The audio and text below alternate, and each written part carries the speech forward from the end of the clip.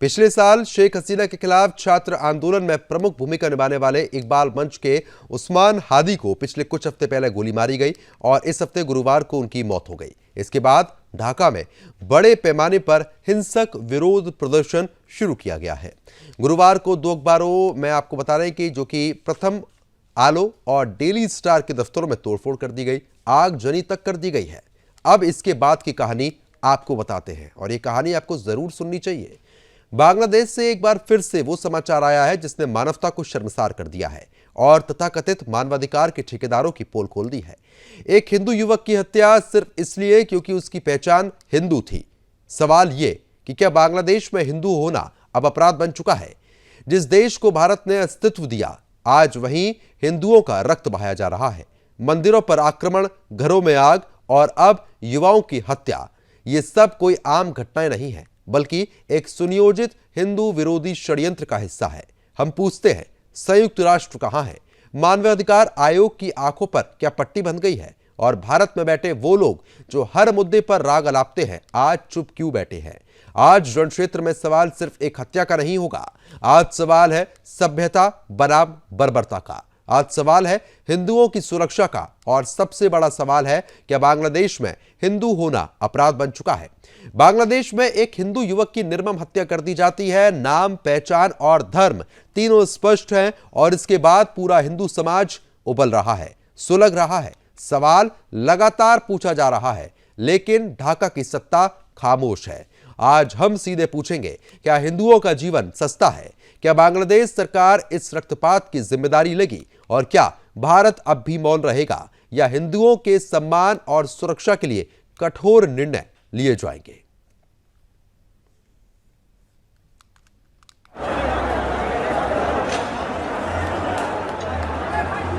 कि दीपू चंद्र दास की आखिर गलती क्या थी?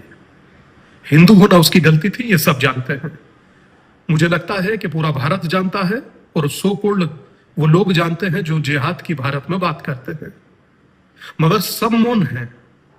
चाहे वो देश का फिल्म स्टार हो, चाहे देश की सियासत हो, या देश में वो वर्ग कहा जाने वाला जो अपने आप को इंटेलेक्चुअल कहता है, इसलिए क्योंकि मारा जाने वाला हिंदू है। मगर मैं हिंदुओं से कहूंगा, अपने लिए विरोध करिए। अगर अत्याचार हम पर हो रहा है तो विरोध भी हमें करना होगा। यकीन मानिए, कोई दूसरा तो नहीं करने वाला। मगर सोचिए कि इस देश की या दुनिया की तीसरी सबसे बड़ी आबादी जिसे हिंदू कहा जाता है, उसका बोलने वाला कोई नहीं है, उसके लिए बोलने वाला कोई नहीं है। मेरी सबसे प्रार्थना है देश और दुनिया में रह रहे तमाम लोगों से कम मानवता के लिए तो बोलिए। और मेरी देश के हिंदुओं से प्रार्थना है कि वो भी आपके भाई हैं, अपने भाइयों के लिए कम से कम विरोध दर्ज कराइए।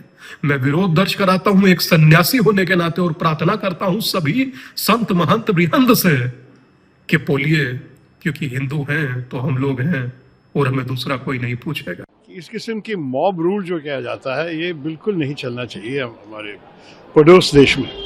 और ये भी है कि हमारी स्थायी कमेटी जो है संसद में, पार्लियामेंट्री स्टैंडिंग कमेटी विदेश कार्य करती, हम लोग भी बोले थे कि हमको अच्छे रिश्ता चाहिए बांग्लादेश के साथ। हम तो चाहते हैं कि बांग्लादेश में सब कुछ स्टेबल तरह से जाए। उनका चुनाव भी आने वाला है फरवरी महीने में और हम चाहते हैं कि वहाँ लोकतंत्र वापस आए। लेकिन इस हाल में जैसी चीज़ें चल रहे हैं, ये बहुत चिंतित बात है। और भारत के लिए हम तो ऐसे संतुष्ट नहीं हो सकते और हम उनसे संपर्क लेकर सरकार से कहना चाहेंगे कि इस किस्म की चीज़ें नहीं होना चाहिए। एक उदाहरण आपको दे दूं तो बांग्लादेश के लोग चाहते थे कि वीज़ा ज़्यादा मिल जाए भारत को आने के लिए। सब लोग आना चाहते हैं, या मेडिकल अपॉइंटमेंट्स के लिए, या लोगों से मिलने के लिए, शॉपिंग करने के लिए, जो भी है। और बहुत शिकायतें मिले थे हमें पिछले साल की वीज़ा आप लोग बहुत कम कर दिए हैं। अब तो हम वीज़ा को नॉर्मलाइज कर रहे थे और देखिए कल की ये दुर्घटनाओं के कारण हमारे 2 असिस्टेंट हाई कमीशन वीज़ा देने बंद करना पड़ा। तो इस किस्म की चीज़ों दोनों देश के लिए अच्छा नहीं है और बांग्लादेशियों को भी काफ़ी तकलीफ देते हैं। तो हम चाहते हैं कि वहाँ शांति समाधान आ जाए। देखिए, जो बांग्लादेश में जो हिंदुओं के साथ जिस तरह का बर्ताव हो रहा है, उनको खुलेआम सड़कों पे पीट पीट के मारा जा रहा है, ये आज कांग्रेस के लोग उस पर सवाल उठा रहे हैं। ये कैसी विडंबना है। ये वही लोग हैं जो सीएए एनआरसी का विरोध कर रहे थे। ये वही प्रियंका गांधी जी है जो फिलिस्तीन के लिए बस्ता लेके बैग सिलवा के बैग पे चित्रकारी करके संसद भवन पहुंच गई, पर आज बांग्लादेशी हिंदुओं के लिए झूठे मगरमच्छ के आंसू बहाने का काम शुरू कर दिया। अरे भाई, इतने ही आपको उनकी चिंता है तो सीएए एनआरसी कानून के तहत तो उन लोगों को भारत की नागरिकता देने का काम किया जा रहा था, उसका क्यों विरोध कर रहे थे आप? या तो देश से अपने पहले के कुकृत्यों के लिए माफी मांगिए या अभी घड़ियाली आंसू बहाना बंद कीजिए। ये दोहरा रवैया नहीं चलेगा। पूरा देश, दुनिया में कहीं भी हिंदू समाज के लोग हैं उनके। तो फिलहाल जिस तरीके से आपने प्रतिक्रिया सुनी, ये प्रतिक्रिया सुनना इसलिए जरूरी हो जाता है क्योंकि बांग्लादेश में जो हिंदू मौजूद हैं उनके ऊपर वाकई में बहुत बड़ा संकट है। अगर आप हिंदू हैं और बांग्लादेश में रह रहे हैं तो कहीं ना कहीं आपकी जान पर संकट हर वक्त मंडरा रहा है। चर्चा को आगे बढ़ा लेते हैं। खास मेहमान हमारे साथ जुड़ चुके हैं। आज इस विशेष मुद्दे पर चर्चा की जाएगी। सुधीर सिंह विदेश मामलों के जानकार हैं। सुधीर जी, बहुत बहुत स्वागत आपका। अमनप्रीत कौर वरिष्ठ पत्रकार, अमन जी आपका भी बहुत स्वागत है। आनंद सिंह हिंदूवादी नेता हैं, आनंद जी स्वागत आपका। और उसके बाद मुस्लिम स्कॉलर मौलाना अकील खान, अकील जी आपका भी बहुत बहुत स्वागत है। सबसे पहले आनंद जी मैं आप ही के पास आऊंगा। जिस तरीके की स्थिति यहां पर बनी हुई है, हिंदू होना मुझे लगता है बांग्लादेश में अब जुर्म हो चुका है, क्योंकि जिस तरीके से कोई गलती नहीं, कोई गुनाह नहीं और उसके बाद एक हिंदू की इस तरीके से हत्या कर दी जाती है, यह अपने आप में बहुत बड़ा सवाल करता है। आपकी पहली प्रतिक्रिया।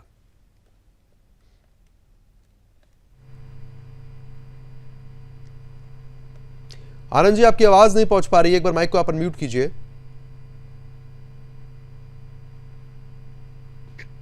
हिंदू होना इस दुनिया में सबसे गर्व की विषय है। हिंदू वो संस्कृति, वो सभ्यता है जो एक जीव से लेके हर प्रत्येक प्राणी को एक भाव की दृष्टि से देखती है, एक सद्भाव की दृष्टि से देखती है।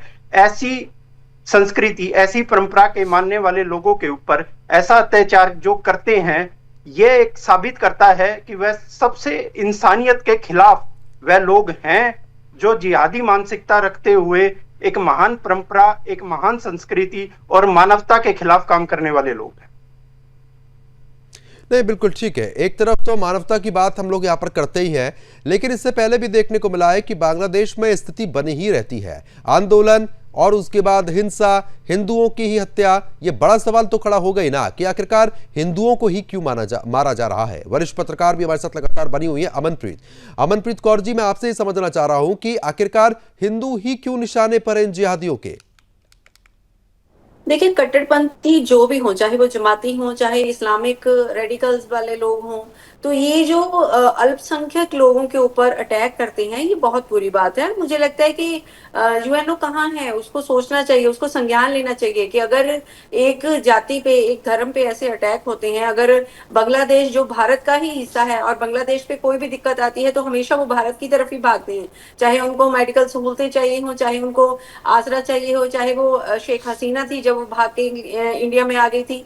तो ऐसी चीजें कि जब उनको जरूरत होती है तो भारत की तरफ ताकते हैं। और उसके बाद वहां पे आपने देखा कि भारत के विरोध में कितने नारे उन लोगों ने लगाए और वहां के जो लोगों के एक जो दीपू की हत्या कर दी गई, उसके बारे में भी उस बेचारे का क्या ही दोष था। तो वहां के उन्होंने बोल दिया कि यहाँ पे इमिग्रेशन पे भी बैठने नहीं दिया जाएगा। तो ये जो अल्पसंख्यकों पर अटैक होते हैं, ये बिल्कुल कट्टरपंथी लोगों को शोभा नहीं देता। हालांकि बहुत सारे लोग, बहुत सारे देश इस चीज की विरोधता में आते हैं, पर बांग्लादेश के ऊपर जो भारत इतने एहसान करता रहा है, हर मुश्किल में भारत ने उनका साथ दिया है, उसके बावजूद भारत के लोगों को, भारत के हिंदुओं को वहां पे जान से मारने की कोशिश करी और एक जो युवा है उसको मार दिया गया, उनके ऊपर अटैक करे जा रहे हैं। तो ये सही बात नहीं है। मुझे लगता है कि मानवता के लिए भी ये बहुत कहीं ना कहीं मानवता वहां पर बची ही नहीं है। तो इस मुद्दे पर बात शायद नहीं की जाए तो ही बेहतर रहेगा, क्योंकि मानवता अगर होती तो आज हम इस मुद्दे पर खास तौर पर चर्चा करने के लिए यहाँ पर इकट्ठे नहीं होते। मौलाना अकील खान लगातार बने हैं। मौलाना जी, अब देखिए, जहां जहां ऐसे जिहादी पाए जाते हैं वहां वहां हिंदुओं की हत्या की जा रही है। कई मुद्दों पर इससे पहले भी हम आपके साथ चर्चा कर चुके हैं। एक बार फिर से वही मुद्दा है कि आखिरकार उस हिंदू शख्स की गलती क्या थी। और गौन भाई, सबसे पहले तो मौलाना आ जाइए, मोहम्मद अकील खान लिखिए। मेरी आवाज आ रही? अकील जी, बिल्कुल आपकी आवाज पहुंच रही है। जो आप कह रहे हैं वो बात पूरी कर दी जाएगी। जो मेरा सवाल है उसका जवाब आप दे दीजिए। हाँ, मैं आपके सवाल का पूरा जवाब दूंगा। देखिए, जो बांग्लादेश की घटना हुई है, सबसे पहले तो मैं इस घटना की कड़े शब्दों में निंदा करता हूं। और जहां तक बात बांग्लादेश में हादी की मौत के बाद वहां पे जो भड़की हिंसा, उसमें एक सनातन धर्म को मानने वाले व्यक्ति की जिस तरीके से पीट पीट कर लोगों ने, उस भीड़ ने, लेकिन जिन शब्दों का चयन आप कर रहे हैं कि हर मामले में आपको तो मुझसे भारत की बात करनी चाहिए। बांग्लादेश से मुझसे क्या लेना था, पाकिस्तान से मुझसे क्या लेना देना। अरे तो आप ही के तो भाई मैं बंधु बैठे हैं वहां पे। मैं भारतीय मुसलमान हूं, भारत की बात करना चाहिए। नहीं, आप फिर अभी भारतीय आप मौजूद मुसलमान क्यों यहाँ के लिए करेंगे? बन जाते हैं, लेकिन जब बांग्लादेश में मुसलमानों के ऊपर कोई बात आती है, ये कहीं तो कोई आपकी मुसलमानों जुबान के है, ऊपर बात ये आती है, तो सुदर्शन न्यूज़ आप चैनल की जैसे जुबान लोग है सबसे और पहले पटवारी वहां पर शर्मा उठ की के उन जुबान है। मुसलमानों के लिए आवाज उठाते हैं। कतई नहीं, बिल्कुल नहीं। हमने पहले कहा मैं भारतीय मुसलमान हूं, मैं मुझसे भारत की बात करिए, ना मुझसे पाकिस्तान से कोई मतलब है, ना बांग्लादेश से मतलब है। लेकिन अभी आपको बहुत खराब लगेंगे। आज हमारे भारत के अंदर बांग्लादेश की जो प्रधानमंत्री को संरक्षण कौन दे रहा है, इसके बारे में कौन बात करेगा? अगर जो हमारे मुल्क का दुश्मन है और हमारे सनातन धर्म के भाइयों को वहां पर कत्लेआम कर रहा है, इसकी जिम्मेदारी कौन लेगा? भगाइए शेख हसीना को भारत से। आप कहिए उनसे, देश के प्रधानमंत्री जी से, कि शेख हसीना को भगाइए यहां से। शेख हसीना ने मरवाया क्या उस हिंदू को? शेख हसीना ने उस हिंदू को मरवाया क्या? ये जिहादी जो वहां पर बैठे हुए हैं, जो इस तरीके की चीजें कर रहे हैं, उनको उन पर आपकी कोई टिप्पणी नहीं आती है। वहां पर नफरत के बीज बो करके यही तो आई है वहां से।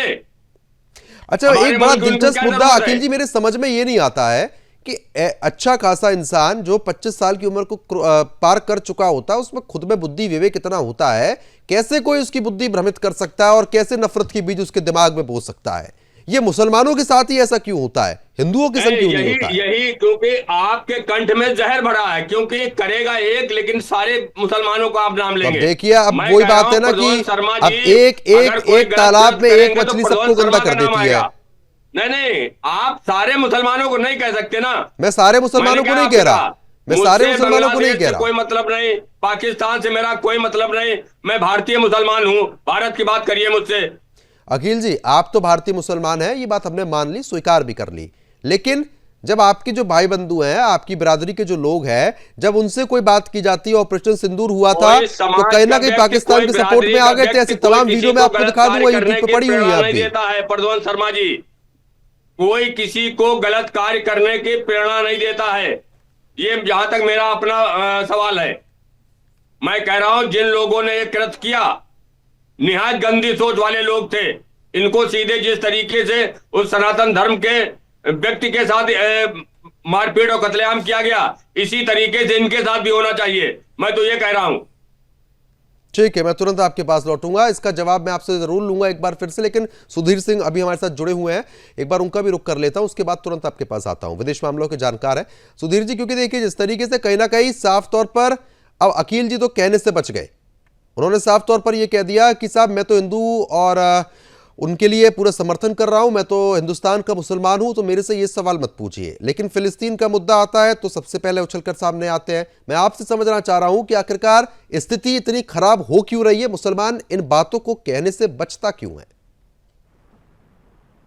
देखिए, ये प्रॉब्लम है, ये प्रॉब्लम जो है वो मुस्लिम समाज के साथ भारत से पूरे दुनिया में है। जहाँ कहीं माइनॉरिटी इनको मिलता है उसका कत्लेआम करते हैं। या उसको चुप कराइए, रनिंग कमेंट भी मत करें। तो ये जो आप देख रहे हैं बांग्लादेश की स्थिति, ये तुरंत सुधरने वाली नहीं है। आपको बांग्लादेश के हिंदुओं को बचाना होगा, ये भारत का दायित्व है। 2 करोड़ हिंदू हैं और उनको अगर आप इसी हालत में छोड़ देंगे तो उनका कत्लेआम होगा। ये सारा हिंदुओं का कत्लेआम करने की तैयारी है, बांग्लादेश के हिंदुओं को खत्म करने की तैयारी है। मोदी सरकार सिर्फ लंबा चौड़ा छोड़े में नहीं बल्कि एक्शन में आए। बांग्लादेश में सैनिक हस्तक्षेप करने की जरूरत है। ठीक है, खास मेहमान हमारे साथ लगातार बने हुए हैं। अखिल जी, क्योंकि देखिए जिस तरीके से जब भी ऐसे मुद्दों पर बातचीत होती है तो कहीं ना कहीं स्थिति आप बड़ी डामाडोल कर देते हैं। आप एक तरफ बचाव करने की कोशिश भी करते हैं, दूसरी तरफ अपना पक्ष रखने का प्रयास भी करते हैं। हम मानते हैं कि आप हिंदुस्तान के मुसलमान हैं, लेकिन जब फिलिस्तीन का मुद्दा आता है तो आप सबसे पहले आकर बचाव करने की कोशिश यहाँ पर कर देते हैं। लेकिन जब बांग्लादेश में ऐसी स्थिति होती है हिंदू के साथ तो कहते हैं साहब हम तो हिंदुस्तान के, हमें क्या मतलब है बांग्लादेश के मुसलमानों से। प्रद्युमन भाई, सिर्फ सियासी नेताओं को छोड़ के जिनको सियासत करना है वो ये सब बातें करते हैं। मेरा कोई सियासी दल नहीं है, ना मैं कोई लीडर हूं। मैं एक जिम्मेदारी से मैंने आपसे कह दिया कि जो वहां पर घटना बांग्लादेश में घटी है ये कहीं से भी माफी देने लायक नहीं है। और जिस तरीके कृत्य इन लोगों ने किया है इनके खिलाफ चाहे हमारे देश के प्रधानमंत्री, गृह मंत्री बांग्लादेश पे दबाव बनाए कि जिस तरीके का एक कृत्य किया है ये कहीं से क्षमा योग्य नहीं है, इनको सीधे फांसी होनी चाहिए। मैं तो ये आपके चैनल पे कह रहा हूं। ठीक है अमनप्रीत जी, ठीक है मैं आ रहा हूं अखिल जी। अमनप्रीत जी, अब देखिए साफ तौर पर जब ऐसी कोई जिहादी तत्व पाए जाते हैं तो उनके लिए जो मुसलमान है वो बचाव फैक्टर तो यहाँ पर अपनाते ही हैं, लेकिन दूसरी तरफ ये सच है क्या कि अब बांग्लादेश में जो हिंदू है उनको पलायन करना ही पड़ेगा वरना जान खतरे में आ चुकी है, क्योंकि सुनने वाला कोई नहीं है, बोलने वाला कोई नहीं है। देखिए, हिंदू तो कई बार हमारे देश में बहुत बड़े नेता ऐसे बोल देते हैं कि हमारे देश में भले ही बहुतायत है हिंदुओं की तो बोल देते हैं हिंदू खतरे में है। जब बहुतायत होने के बावजूद इंडिया में, भारत में हम लोग बोल सकते हैं कि हिंदू खतरे में है, तो वहां पे तो वो जो है बांग्लादेश में तो हिंदू अल्पसंख्यक ही हैं। और इस टाइम पे जबकि जो उस्मान हादी जो छात्र नेता मारा गया है उसका जो लिंक है उसका छात्रों के साथ जुड़ाव है, बहुत लोगों के साथ बहुत जुड़ाव। आपने देखा कि जैसे वो उसका पता चला कि उसकी मौत हो गई है तो वहां पे मेन जो हंगामा है तभी शुरू हुआ, तभी लोगों में भगदड़ मची, तभी लोगों में गुस्सा नजर आया। और क्योंकि उनको लगता है कि बांग्लादेश से जब शेख हसीना भागी थी तो भारत ने उनको यहाँ पे शरण दी थी। तो मेन चीज ये है कि क्योंकि जो शेख हसीना के खिलाफ में आंदोलन हुआ था, ये जो हादी हैं उसमें प्रमुख नेता थे और ये बिल्कुल शेख हसीना के खिलाफत में खड़े थे। और आने वाले फरवरी में जो इलेक्शन हो रहे हैं 26 में बांग्लादेश में, वहां पे ये एक इंडिपेंडेंट कैंडिडेट के तौर पे इलेक्शन भी लड़ने वाले थे। और मेन जहर घोलने की बात इन्होंने ये करी कि थोड़े दिन पहले इनकी मौत से, जब इनके ऊपर गोली चलाई गई है उससे थोड़ी देर पहले जो भारत के उत्तर पूर्व राज्य हैं इन्होंने एक मैप बना दिया कि उस मैप में उन उत्तर पूर्वी राज्यों को जो भारत के हैं अभी बांग्लादेश का हिस्सा दिखा दिया। तो लोगों में विरोध तो होगा ही हिंदुओं के खिलाफत में, या फिर अगर हिंदू जो हैं वो भारत के लोग हैं और जब भारत के खिलाफत में वहां पे लोग हैं तो निरसंदेह वो अल्पसंख्यक समझ के, या फिर ये कह लो कि भारत को दुख लगेगा, भारत के लोगों को दुख लगेगा, तो जो हिंदू वहां पे हैं उनके ऊपर हमला करेंगे। ये तो हमारी सरकार को सोचना चाहिए। ये तो क्योंकि या तो भारतीयों को बुलाया जाए, इस पर कोई खास प्रतिक्रिया तो आई नहीं अभी तक। जी अभी तक नहीं आई, क्योंकि अभी तक तो आपने देखा कि हमारे भाजपा के नेता बोल रहे थे कि भी ऐसा होना नहीं चाहिए और अगर हुआ है तो भी जो घुसपैठियों को बाहर भेजने की बात करी जा रही है। तो ये तो पहले ही बोल रहे हैं कि जो बांग्लादेशी हिंदू भी हैं, चाहे वो पश्चिमी बंगाल में रह रहे हैं चाहे बिहार में रह रहे थे, SIR इसीलिए तो करवाई गई कि उनको उनके देश वापस भेज दिया जाए, क्योंकि इनको लग रहा है कि हमारे देशों के जो संसाधन है वो दूसरे देशों के लोगों को क्यों दिए जाए। ठीक है मैं आ रहा हूँ आनंद जी। अब एक तरफ तो जो हिंदुस्तान में अल्पसंख्यक है वो सुरक्षित है, महफूज है, कोई परेशानी नहीं है, लेकिन जो बांग्लादेश में अल्पसंख्यक हिंदू हैं वो इतने संकट में आ गए हैं। जो तस्वीरें हम आपको फुल स्क्रीन में दिखा रहे हैं ये तस्वीरें हैं वहां की, क्या फर्क आपको दिख रहा है?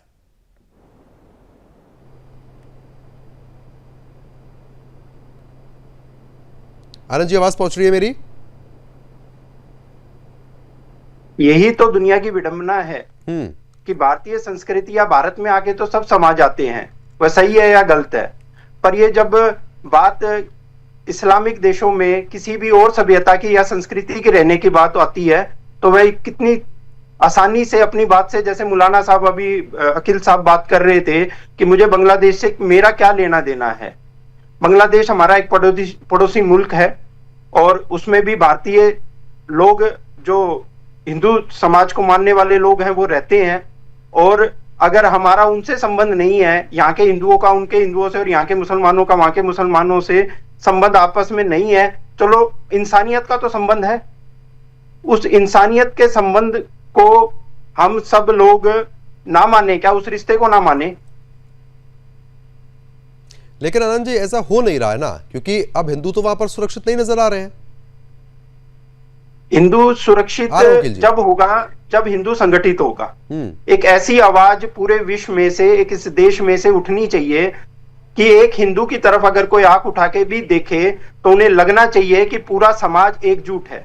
जिस दिन ये भाव हम सब के अंदर उत्पन्न होगा और हमें पूरी दुनिया इस दृष्टि से देखेगी कि एक हिंदू को देखना 100 करोड़ हिंदुओं को देखने के बराबर है, उस दिन इस तरह की मानसिकता को दबाना और इस तरह की मानसिकता को खत्म होगी जब लोग हमारे इस विचार से भयभीत होंगे कि हिंदू एक व्यक्ति को मारना का मतलब है 100 करोड़ हिंदुओं के प्रति अपनी बुरी नजर रखना। ठीक है, विदेश मामलों के जानकार सुधीर जी लगातार बने हैं। सुधीर जी, क्योंकि देखिए साफ तौर पर आनंद जी ये कह रहे हैं कि कहीं ना कहीं एकता बहुत जरूरी है, लेकिन एक सनातन प्रेमी की वहां पर हत्या कर दी जाती है और उसके लिए कोई बोलने तक को तैयार नहीं है। किस तरीके से आप देख रहे हैं इसको? देखिए, अगस्त 2024 से ये हिंसा हिंदुओं के खिलाफ चल रही है और ये बहुत ही सुनियोजित, सोची समझी है। हिंदुओं का खात्मा करना इस्लामिक का प्रमुख उद्देश्य है और वो इस्लामिक स्टेट बांग्लादेश को बनाना चाहते हैं। भारत सरकार पता नहीं क्या कर रही है। भारत सरकार को बांग्लादेश में सैनिक हस्तक्षेप करना चाहिए और जो चिटगांव हिलटेक का इलाका है उसको तोड़ के 30-35% बांग्लादेश हिंदू इनक्लेव बना के एक नया देश बनाना चाहिए जी। ये एकमात्र विकल्प है। आज अगर 20 साल और आप इंतजार करते रहे तो 5 हिंदू नहीं बचेगा बांग्लादेश में, हिंदू विहीन हो जाएगा बांग्लादेश। नहीं, जब भी ऐसी भीड़ अटैक करती है सुधीर जी जब भी को समर्थन करता हूं कि निश्चित तौर पर हिंदुओं में एकता होनी चाहिए, लेकिन यहाँ तो सरकार को एक्शन लेना है। सुधीर जी, जब भी भीड़ अटैक करती है ऐसे, तो मुझे नहीं लगता कि वो ये देखती होगी कि बच्चे हैं घर में, औरतें हैं या फिर कितने पुरुष हैं और किस तरीके से हत्या की है, वो तो सबके सामने ही है। कितनी बार बलात्कार वहां पर हो चुका है, क्या क्या हो रहा होगा, बहुत सी चीजें तो सामने भी नहीं आती हैं। तो असुरक्षा का जो साफ तौर पर माहौल है वो तो नजर हमको आ ही रहा है, लेकिन कहीं ना कहीं जिस तरीके की स्थिति वहां की सरकार तो जो रवैया अपना रही है वो भी तो बड़े सवाल खड़ा करता है। देखिए भैया, सरकार वहाँ कुछ है नहीं, वो तो इस्लामिस्ट को फैसिलिटेट कर रही है। आप देखिए, चुनाव भी अगर फरवरी में हो गए तो इस्लामिस्ट जीतेंगे, क्योंकि बक्सा भर दिया जाएगा उनका वोट। ये सारा खेल है। ये निश्चित तौर पर बांग्लादेश विनाश के रास्ते पे जा रहा है, हमें कोई लेना देना नहीं, विनाश के रास्ते पे चला जाए, इस्लामिक देश बन जाए, लेकिन हम अपने हिंदुओं को महफूज रखेंगे। बांग्लादेश को तोड़ के एक नया हिंदू प्रदेश बांग्लादेश के भूमि के अंदर बनाना भारत सरकार का आज नैतिक दायित्व है। अखिल जी, क्योंकि देखिए कहीं ना कहीं सवाल यही उठता है कि आखिरकार इस्लामिक देश बनाने का प्रयास हो रहा है और आप तो साफ तौर पर ये कहते हैं, तमाम मुसलमान कहते हैं कि हमारे इस्लाम में कई चीजें ऐसी पाबंद है जिनको हम नहीं कर सकते हैं, प्यार मोहब्बत से रहना हमारी कोशिश है, लेकिन कहीं नजर नहीं आती वो प्यार मोहब्बत। होगा एक अलग सी बात है। अभी आनंद सिंह साहब ने एक बहुत अच्छी बात कही कि मानवता और इंसानियत कुछ होती है, तो मानवता आपको नजर आ रही है वहां पे? क्या हाल है बांग्लादेश में, वो मानवता है? अब फिर आप मुझसे सवाल किया तो मेरा जवाब तो सुन लीजिए प्रधान भाई जी, कि मानवता और इंसानियत की बात करी। बांग्लादेश के लोग वहां पर जो सनातन धर्म के लोग हैं या पाकिस्तान के लोग हमारे नागरिकों पे, हमारे देशवासियों, हमारी सेना पे अटैक करें, कत्लेआम गारत करें और हम मानवता और इंसानियत की बात करें। मैं तो आपके चैनल के माध्यम देश के प्रधानमंत्री और गृह मंत्री से मांग करता हूं कि जिस तरीके से आप हो सके उनकी पूरी हेल्प करिए, उनकी सुरक्षा करिए और वहां इतना प्रेशर बनाइए बांग्लादेश पे कि वो हगाग मारने का काम करे। बिल्कुल जिम्मेदारी बात कह रहा हूं कि जहां पर मानवता और इंसानियत की बात है तो हमारे देश के प्रधानमंत्री, गृह मंत्री जी पूरा प्रेशर बनाएं कि जिस तरीके से हमारे देश के अंदर एक नागरिक को आप शरण दिए हुए हैं, प्रधानमंत्री वहां का है बांग्लादेश का, उसको आप शरण दिए हुए हैं, तो उनकी हिफाजत आप कर सकते हैं, सनातन धर्म के लोगों की हिफाजत नहीं कर सकते। ये मेरा कहना है। सनातन धर्म का जो आज आप एजेंडा उठाए हुए हैं अखिल जी, बड़ा दिलचस्प मैं मेरे को एजेंडा सुनने- नहीं उठाया हूं। मेरे को बड़ा दिलचस्प लग मेरा रहा है सुनने एजेंडा में, उठाने का क्योंकि प्रद्योन भाई जब कोई भारत मकसद में नहीं है, किसी हिंदू की लेकिन हत्या मैं की मानवता जाती और है, इंसानियत की बात कर रहा हूं। दिल्ली से लेकर मैं मानवता उत्तर और प्रदेश इंसानियत की तक बात कर इतने रहा हूं। केसेस सामने आते हैं जहां पर कुछ ऐसे जिहादी तत्व हिंदुओं को मार देते हैं, तब आप नहीं बोलते ये सारी चीजें। लेकिन आज नहीं, क्योंकि कंटिन्यू मामला बोलता हूं, बांग्लादेश का ये है, तो फिर तो ये साहब तो आपको आपके तुरंत कह नेशनल दिया। चैनल पर बैठ करके आप गलत बोल रहे हैं। आपके चैनल कम से कम 20 डिबेट में कर चुका हूं और कम मैं नहीं बोलता हूं। मैं सही को सही और गलत को गलत कहने की हिम्मत रखता हूं। चलो ठीक है, एक वरिष्ठ पत्रकार भी हमारे साथ बनी हुई है, उनसे भी मैं थोड़ा समझ लेता हूं। अमनप्रीत जी, जो अकील जी बात कह रहे हैं, थोड़ी बहुत समझ में आ रही है आपको?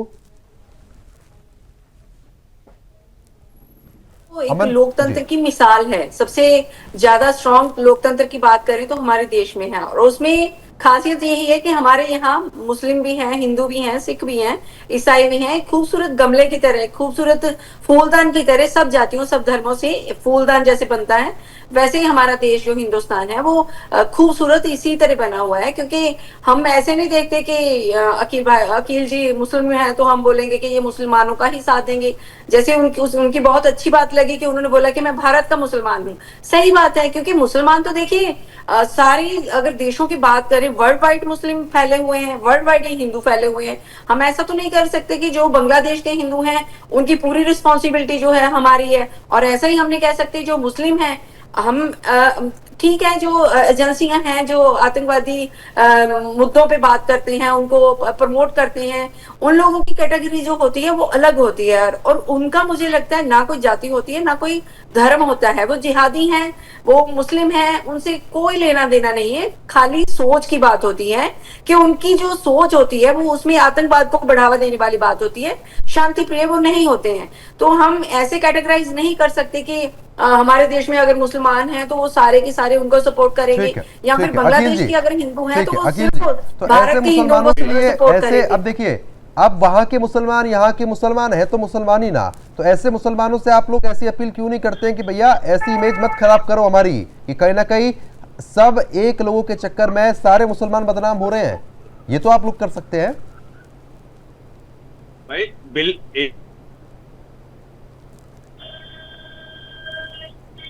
अखिल जी, आवाज पहुंच रही है? चलिए ठीक है, संपर्क नहीं हो पा रहा, दोबारा संपर्क साधने का प्रयास टीम लगातार कर रही है। सुधीर जी, क्योंकि देखिए अब आरोप प्रत्यारोप के अलावा बड़ा सवाल यही है कि हिंदू आखिरकार सुरक्षित क्यों नहीं हो पा रहा है?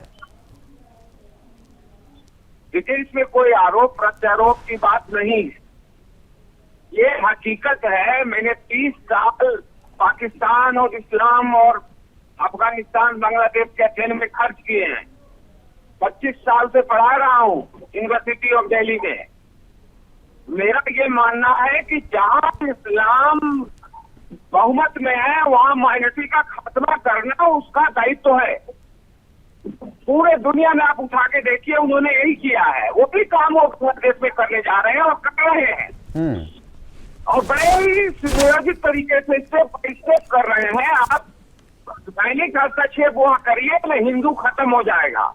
हिंदुओं का जेनोसाइड हो रहा है बांग्लादेश के अंदर, उसको बचाना भारत सरकार का नैतिक दायित्व है, कानूनी दायित्व है। दुनिया को गोली मारिए, दुनिया नहीं आएगी बचाने के लिए, आपको बचाना पड़ेगा। ठीक है अखिल जी, बताइए, इस बात का जवाब आप दे दीजिए। साफ तौर पर कह रहे हैं, देखिए सुधीर जी भी यही बात कह रहे हैं, बताइए अखिल जी।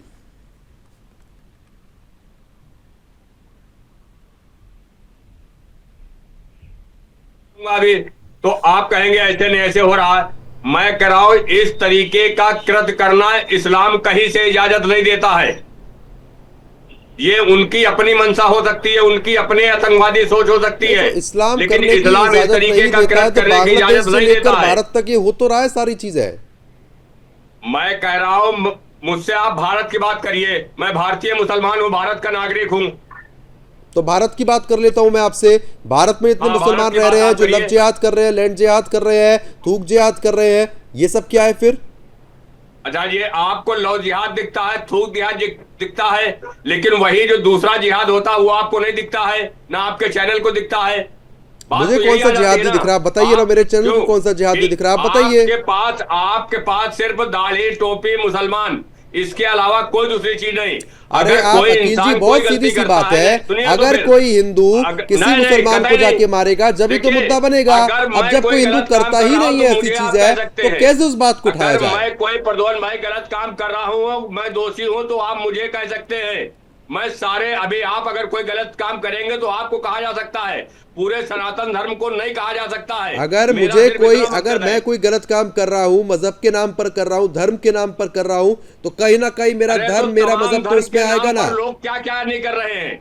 अगर आप भारत की बात करेंगे, धर्म का नाम लेकर के चोला धर्म का पहन करके क्या क्या कृत कर रहे हैं, वो कहीं किसी छिपा नहीं। मैं वहां धर्म पे नहीं जाता हूँ, मैं सिर्फ इतना कह रहा हूँ, जिन लोगों ने बांग्लादेश के अंदर सनातन धर्म को मानने वाले को पीट पीट करके हत्या कर दी है, इनके खिलाफ भारत के प्रधानमंत्री और गृह मंत्री जी को बांग्लादेश में कड़ा एक्शन लेना चाहिए, मैं ये कह रहा हूँ। ठीक है आनंद जी, इस बात से आप सहमत है कि कहीं ना कहीं सरकार को अब इस पर आवाज उठानी ही पड़ेगी क्योंकि हिंदुओं को वहां से बचवाना है?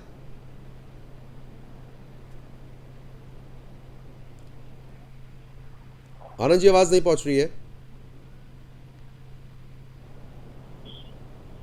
माननीय प्रधानमंत्री जी व गृह मंत्री जी समय आने पर उचित कदम उठाएंगे। ये हमने पिछले 10 साल के इस राज में देखा है कि इस सरकार ने जब जब आवश्यकता पड़ी है देश के अंदर या देश से बाहर, हिंदुओं के प्रति इस सरकार ने सदैव हिंदुओं का साथ दिया है। और जहां तक अकील साहब का कहना है कि बांग्लादेश में जो ये हो रहा है, इसके पीछे कौन सी मानसिकता काम करती है, डबल स्टैंडर्ड की बात अकील साहब कर रहे हैं।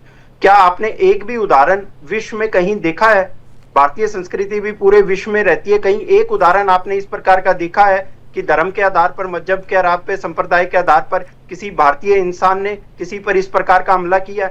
और एक ही मानसिकता के लोग विश्व में हर कोने पे, वह आप पूरा यूरोप उठा के देख लो या पूरा मिडिल ईस्ट उठा के देख लो या साउथ ईस्ट एशिया उठा के देख लो या एशियन कॉन्टिनेंट उठा के देख लो, विश्व का कोई कोना नहीं बचा हुआ जहां इस मानसिकता के इस प्रकार के अटैक हो ना रहे हो।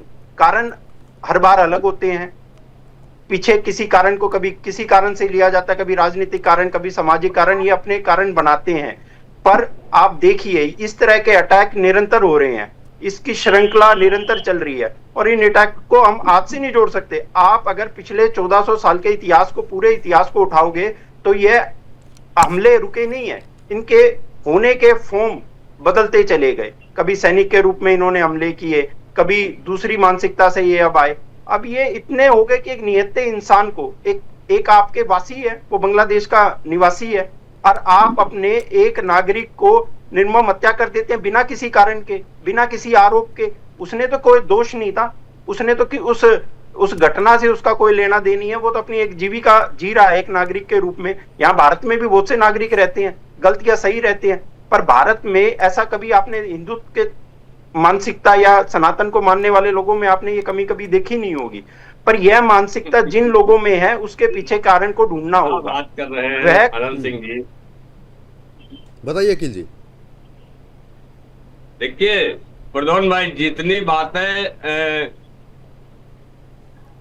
आनंद सिंह साहब गिना रहे हैं तो फिर अभी धर्म की बात आ जाएगी, लेकिन मैं धर्म की बात नहीं करना चाहता हूँ। अखिल साहब, आपको धर्म की बात कतई नहीं करना चाहता हूँ। धर्म की बात से आपको भागना नहीं चाहिए। धर्म की बात करने में कमी क्या है? अगर आप धर्म की बात करते कोई गुनाह तो नहीं करते। वाले का कत्लेआम कर दिया जाता है, नहीं तो आई लव मोहम्मद के नाम पर भी पत्थरबाजी कर दी जाती है, वो भी बताइए। नहीं, आई लव मोहम्मद के नाम पर पत्थर फेंके जाते हैं, तोड़ फोड़ की जाती है, वो भी बताइए ना। जहाँ पर जय श्री राम का नारा लगा करके मॉब लिंचिंग की जाती है, उसकी बात जय श्री राम का नारा लग के कहीं भी ऐसी उपद्रव देखने को नहीं मिला है। यात्रा माँ दुर्गा की निकलती है तो उस पे पत्थर फेंके जाते हैं।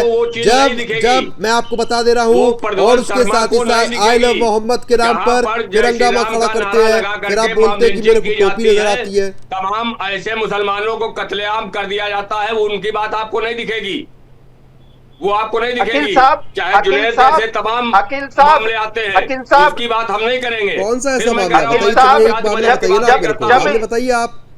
अकील साहब, जब इस देश का बंटवारा हुआ, इस समय इस देश का बंटवारा हुआ, देंगे सैकड़ों मामले, एक नहीं सैकड़ों मामले, एक की आप बात कर रहे हैं। अच्छा ठीक है, आनंद जी कुछ पूछना चाह रहे हैं आपसे, किसी विचार को मांस डाला जाता है मुसलमानों को फंसाने के लिए।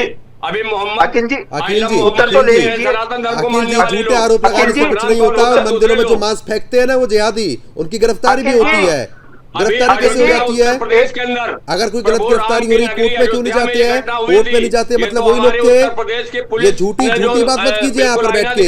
आप अपने मजहब को बचाने का जो प्रयास कर रहे हैं ना, वो सबको पता है। क्या उन लोगों को वो जो बेचारे मत बनिए यहाँ पर बैठ के। आप बेचारे मत बनिए। अमनप्रीत जी, अमनप्रीत जी, ये बेचारा जो बेचारा बनने की स्थिति है, ये कब खत्म होगी इन लोगों की? भला हो उत्तर प्रदेश पुलिस प्रशासन का जो एक बाल बुलंद है, जो राम की नगरी प्रभु राम की उत्तर नगरी प्रदेश पुलिस पर भी तो आपको भरोसा नहीं है। उस पे उत्तर प्रदेश पुलिस पर भी तो आप तुरंत उंगली उठा देते हैं। नहीं, ये तो आप कह सकते हैं ना, ये तो आप नहीं कह रहा है। तो आप जो मर्जी आप जिस तरीके से भड़कते हैं मुद्दों को लेकर, जब भी हम चर्चा करते हैं तो समझ में आता है। प्रद्युम्न भाई नहीं हूँ, लेकिन आप जब निष्पक्ष बात करेंगे तो निष्पक्ष जवाब आएगा। मैं किसी धर्म जात की बात नहीं एक बहुत साधारण सी बात मैं आपको बताता हूँ। एक बहुत साधारण सी बात है। अगर हम उत्तर प्रदेश की और भारत की बात करते हैं, जब भी कोई ऐसे मामले सामने आते हैं, मैंने शायद ही कभी सुना होगा, और चलिए मेरी बात भी छोड़ दीजिए, आप सभी ने शायद कभी ये सुना होगा कि किसी मुसलमान को किसी हिंदू ने पीटा, मारा, हत्या कर दी। बल्कि उल्टा होता है। ऐसे मुसलमान कई हिंदुओं को मार बिहार की घटना आपको पता है, जहाँ पर फेरी लगाने मांगने जा रहा था, कपड़ा बेच रहा था, उसकी किस तरीके पीट पीट कर हत्या की गई, वो आप बताएंगे?